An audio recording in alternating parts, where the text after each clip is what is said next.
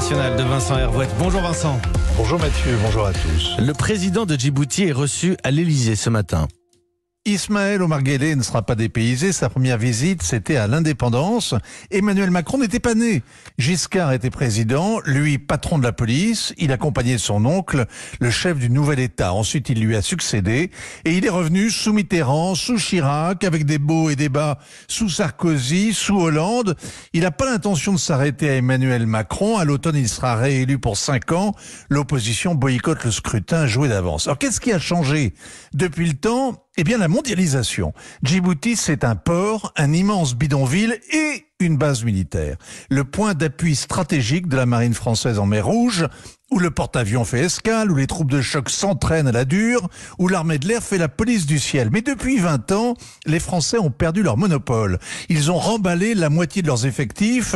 La Légion a abandonné le camp Lemonnier et 5000 Américains s'y sont installés. L'armée japonaise a pris ses quartiers pour lutter contre la piraterie dans l'océan Indien. Les Italiens aussi. Et puis, les Chinois ont débarqué en force. Ils ont construit à Djibouti leur seule base permanente à l'étranger.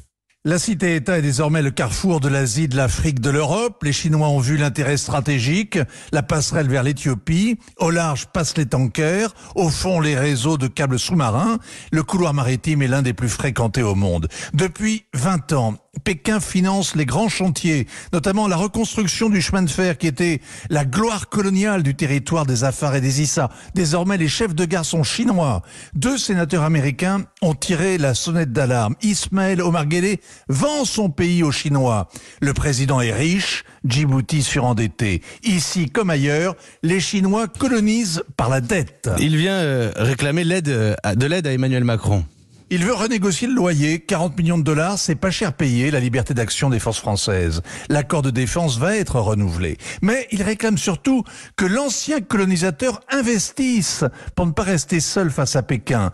Le problème, c'est la corruption du régime. C'est Ismaël Omar Guelleh lui-même. Il ne gêne pas les militaires, mais il fait fuir les chefs d'entreprise. Merci Vincent Hervouette, 7h21 sur Europe 1.